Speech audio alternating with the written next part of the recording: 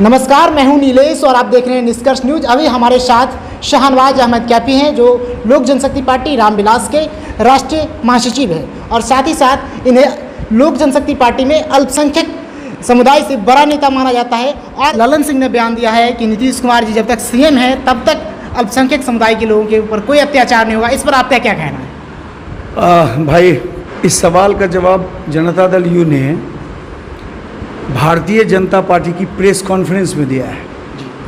कितना डरा हुआ है जनता दल यू का लोग। और भारतीय जनता पार्टी को एक तरफ उम्मीदवार की घोषणा के लिए उनको बीजेपी के सहारे की ज़रूरत है, दूसरी तरफ जब जाते हैं मुसलमानों के बीच तो उनको रामविलास पासवान के किए हुए कामों, और मैं आपको बड़ा खोल के नीलेश जी बताऊँ नीलेश जी कि इस हिंदुस्तान में मुसलमानों पर जब भी कहीं कोई कष्ट आया, मुसलमानों पर कहीं कोई चुभन का एहसास हुआ तो एक नेता पैदा हुआ हिंदुस्तान में। हम माइनॉरिटी से आते हैं लेकिन मुसलमानों का कोई ऐसा नेता नहीं हुआ जो मुसलमानों के इशू पर आवाज़ उठावे। आप याद करिए गोधरा, उस गोधरा में 90 दिनों तक हमारे नेता ने रहकर इंसानियत की रक्षा की थी। हिंदू मुसलमान की बात हमारे नेता कभी नहीं करते। आज भारतीय जनता पार्टी के लोगों को यह समझ लेना चाहिए कि नीतीश कुमार के कभी के अभी तो उनके राष्ट्रीय अध्यक्ष है भाई ललन जी, आज उनको मुसलमान याद आने लगे। इतना डरे हुए हैं अंजू देवी से। अभी हमारे साथ जो हमारी टीम यहाँ चल रही है उसमें राजू तिवारी जैसे लोग जो हमारे प्रदेश अध्यक्ष हैं, पार्लियामेंट्री बोर्ड के हमारे अध्यक्ष माननीय हुलास पांडे जी हैं, संजय पासवान जी। अरे खूबसूरती देखना है तो मेरे यहाँ देखिए शाहनवाज कैफी हैं, संजय सिंह हैं, संजय रविदास हैं। ये सारे लोग बिहार के हमारे, हम लोग तो सिर्फ एक कार्यकर्ता है मात्र। इस कार्यकर्ताओं की ताकत देखिए कि ललन सिंह को आज ये बयान देना पड़ा मुसलमानों को। मुसलमानों को याद है कि नीतीश जी आप पलटी कैसे मारते हैं। आज आपको जब लग रहा है मुसलमान के गांव में आपसे सवालात हो रहे हैं तो आपको लगता है कि न मुसलमान मिलेगा न भाजपा मिलेगी। रम खुदैया में नीतीश जी फंस गए।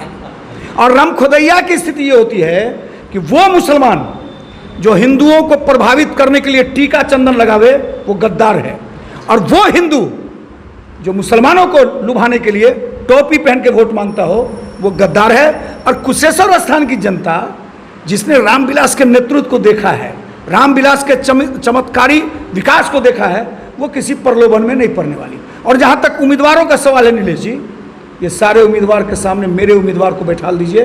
एक एक जनता जिस पंचायत को और गांव को, टोले को, पगडंडी को हमारी नेता ने छू दिया है, वहां की आवाम ने इनको मंत्री बनने का आशीर्वाद दे दिया। आप समझ लो कि यहाँ की जनता कितना प्यार कर रही है। एक 43 पर हमने लाया नीतीश कुमार को, 73 से 43 से 41 पर कुशेश्वर की जनता लेकर जाएगी। अंजू देवी यहाँ की विधायक होगी। आपको एक बात समझना है कि मुसलमानों के यहाँ भी ये सब समझ में आ गया लोगों को कि नीतीश जी को वोट लेना है तो ललन सिंह का इस्तेमाल करने लगे कि हम मुसलमानों पर आंच नहीं आने देंगे। अरे भैया, आप मुसलमानों का विकास क्या किया? कुछ तो बताइए। आप बताओ कि क्या किया मुसलमानों के लिए आपने। आप बताओ कि मदरसे की स्थिति आज खराब क्यों है। आज मुसलमान के लड़कों को कितना लोन दिया आपने, बताओ। बेरोजगारों की जो सूची लंबी है उसमें पढ़ा लिखा मुसलमान क्यों रोड पर बौड़ा रहा है, पूछिए। सीधी बात है कि नीतीश जी को यहाँ 17 वर्षों के विकास की चर्चा करनी चाहिए। और जिस मुसलमान की बड़ी हमदर्दी है, कुशेश्वर स्थान के 32 पंचायतों में मुसलमान जहाँ जहाँ है जी, उसकी कब्रिस्तान की स्थिति क्या है? अरे यार, हम जिंदगी में हमारी क्या रक्षा करोगे? हमारे मुर्दों की रक्षा कर दो। बताओ किन किन कब्रिस्तानों में चापाकल लगा है, बताओ कि किन कब्रिस्तानों में घेराबंदी हो गई। हम बहुत डरे सहमे हैं। आप डर गए हैं नीतीश जी के लोग, ये मैं आपको आपके चैनल से कहना चाहता हूँ। आप देखते होंगे हमारे कई नेताओं ने अपने अपने स्टेटमेंट्स में कहा, आपने भी सुना होगा, मंत्रियों की जो फौज है वो हमारे साधारण कार्यकर्ताओं से डरी। कोई गांव टोला नहीं है जहां उसका एक मंत्री नहीं बैठा है। अरे यार, तुम अपने विभाग का विकास बता दो कुशेश्वर में। इन 17 वर्षों में रामविलास पासवान के अलावा जिसने विकास किया हो, हम आपके टीवी चैनल के माध्यम से उनको चैलेंज करते हैं कि 5 विकास गिना दें। उनको विकास कुछ नहीं करना। जब जब चुनाव आना है तो जाति के नाम पर, धर्म के नाम पर, हिंदू मुस्लिम के नाम पर। अरे भैया, आप विकास के नाम पर क्यों नहीं चुनाव लड़ते? 17 वर्षों में जो आप विकास गिनाइएगा तो जल नल, जिस विकास की चर्चा हमारे नेता कहते हैं। और सच बता रहा हूँ, सरकार जाने दो, नीतीश कुमार सलाखों में होगा, ये मैं कहता हूँ। नीतीश जी हमारे सर, नेता ही कहते हैं। एक प्रमुख सवाल कि उपचुनाव हो रहा है और इस उपचुनाव में दर्जनों मंत्री, बिहार सरकार के दर्जनों मंत्री और दर्जनों सांसद, दर्जनों विधायक इस चुनाव में कैंपेन कर रहे हैं। इस पर आपका क्या कहना है? चुनाव आयोग चुप्पी साधे हुआ है। संवैधानिक पद पर महेश्वर हजारी हैं, डिप्टी स्पीकर हैं, उनको न आना चाहिए। दूसरी तरफ जो मंत्री घूम रहे हैं उनको एस्कॉर्ट मिला हुआ है, उनके पीछे 4-4 पुलिस की गाड़ी चल रही है। ये चुनाव आयोग क्यों मतलब अपनी आंखों पर पट्टी बांधे हुआ है? हम आपके माध्यम से चुनाव आयोग से भी अपील करना चाहते हैं कि उनको निष्पक्ष चुनाव कराने के लिए इन काफिलों पर निगरानी रखनी चाहिए। तो इस उपचुनाव में ये कन्फर्म जानिए आप, नीतीश जी को तो ये लगा था कि लोक जनशक्ति पार्टी को हमने टुकड़े टुकड़े कर दिया जी।